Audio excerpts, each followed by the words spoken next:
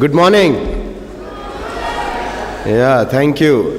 Please excuse my voice today. It's absolutely gone. I don't know where it is gone, but it's not there.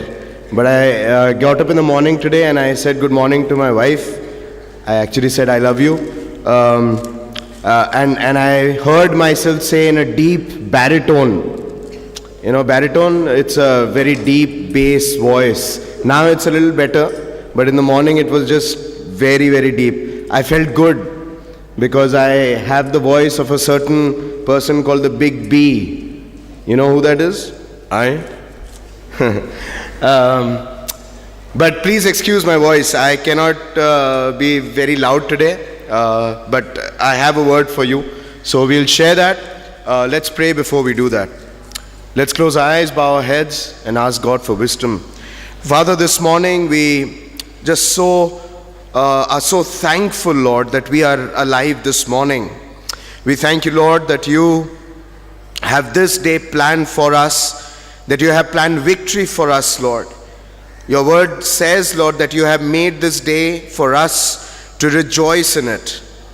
And we thank you this morning, Lord, that you gather us like this every single morning, Father, to sing to you, to pray to you, to praise you, to hear your word, and to make this time only just about you. Father, this morning we sang this song, Lord, that we will go to that heavenly home one day. Father, I pray that each and every one of us, Lord, everybody who's hearing my voice, Father, that we will, Father, look into our heart, that we will find that place, Lord, where we will come to that, Lord, we will be asking the question, am I ready to go home to that place where you want us to go, Father? This morning I pray, Lord, that you will speak into our lives, Lord, that you will give us wisdom to understand what we hear this morning. I pray, Lord, that every single heart over here be blessed by your word, and Father, that we will carry this word throughout this day as an encouragement from you. I thank you and I bless you. In Jesus' name I pray. Amen. This morning I am going to share a very popular or a famous or a well-heard story from the Bible. It's in John's Gospel, chapter 6, and the story is from verses 1 to, I think, 15. And it's about a story where Jesus feeds 5,000 people. And more often than not, the miracle is expounded on, and of course it should be, because Jesus took very little food, maybe enough for a small little boy, and increased it to feed 5,000 people. And the miracle in that is that food increased because Jesus blessed it. Many times we only focus on that, and for the 5,000 people that were fed on that day, it was a miracle from God himself. But this morning I just want to focus a short while on this small little boy, because it says in chapter 6 of John, let me find this place, in verse 8 and 9, and I'll read this out to you. It says, another of his disciples, Andrew, Simon Peter's brother, spoke up. Here is a boy with 5 small barley loaves and 2 small fish, but how far will they go among so many?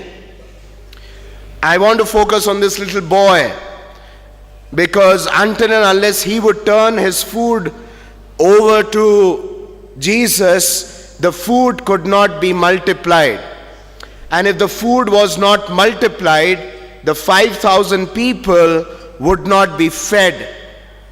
It was only because this small little boy volunteered to give his food away, in fact, all that he had. We do not find anywhere in all the 4 Gospels, in Matthew, Mark, Luke, and John, in any of those stories, where this little boy said, I am giving this food to you, but what will I get back? What do you have for me in this deal that we're going to do? I'm going to give my 5 pieces of bread and 2 fish. But what am I going to get? We do not find that in this story. There's so many things in this story, and I wish that I could have time to put all of them before you. But we're just going to put on our focus on 2 or 3 points. The first being, it must have been a special meal, because you do not usually get fish every day. He had come out that day hoping that he will eat this food all by himself.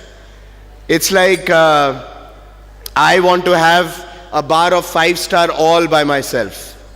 Or my younger daughter, because she loves chocolate, she would want to have a whole bar of silk sitting in front of me and showing it to me but not giving me.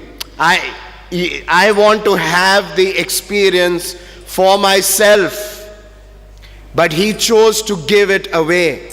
The second thing I want to focus on this morning is that he might have had friends around him. He might have these thoughts in his mind, I can't do anything much with this food. But he still volunteered away. So whatever little he had, he did not think it is inconsequential. He thought that at least maybe one person will be fed. I don't know how many, before the miracle happened, I don't think he had a clue that his 5 pieces of bread and 2 fish will feed 5,000 people. But he most probably thought in his head, if I give this over, I will not get it, but maybe one person can get some food. That was being totally, absolutely selfless. There was no selfishness in this boy, and I find that an amazing character. We do not find here that he was a follower of Jesus.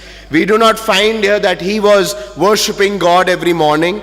We do not find anything like that. But I find that this boy volunteered to give everything he had. He must have heard his friend say, don't give it away. What will you eat? What is the use? But he did not listen to his friends. He just did what he felt was right. And the third thing, a small little boy in a Jewish background had no place to sit with elders. In fact, in the Gospels, if you read, when Jesus was only 12, his parents had come to the temple, and when they were going back home, Jesus was not found. After 2 days or 3 days, they found him sitting with the elders, and they were amazed, because a small little boy does not have anything to give in a group of older people. Just keep your attention this side. But this boy did not think about that. He just saw Jesus. And I think in all of this, when Jesus was sitting there and all his 12 disciples were around him and other people were around him, this small boy could have had the thought in his mind, what if I am stopped? What if I cannot reach Jesus? What if I cannot give my food over? What if? But he still went ahead and he kept his focus on God. And these are the 3 things that I want to share with you this morning, because I believe if those 3 things are found in my life, that I be selfless, that I keep my focus on God, that I be the person that volunteer all that I have, you and I will be people that will be talked about for all history. You see, it's not the big things that we do that make us famous. It's the small little things that we do every single day that make us people who others will talk about. So this morning I'm encouraging you to give all that you have to God, that you be selfless, and that you keep your focus on Jesus. Because if you don't, you'll be like so many of those people maybe that had their lunch packs, but the Bible will never ever record that their food was multiplied to feed 5,000 people. It was just one little boy. So this morning I'm encouraging you to be like this little boy. And if you think you have too little, or you have too many concerns, or maybe too many people are around you and saying the other thing that you want to do, disregard it. Because God has you in His eyes, in His focus, and He wants you to do the right thing. Let's pray. Let's bow our heads and ask God for help. If you think that you want to be like this little boy, if you think you want to be that person whose name is not even in the Bible, but is of so much consequence that the story is told in the entire world, that his 5 bread and 2 fish were multiplied, if you want to be that person, I am encouraging you to just pray out this morning. Whatever the circumstances be, whatever people might say to you, however you might feel, give it to God. Father, this morning we come to you in the name of Jesus, and I'm praying for all my friends here. Father, I pray that you will encourage us, that you will, Father, push us to be like this little boy who was so selfless, Father, that he offered up all that he had, the very character of Jesus, to God, so that that food can be multiplied to feed 5,000 men.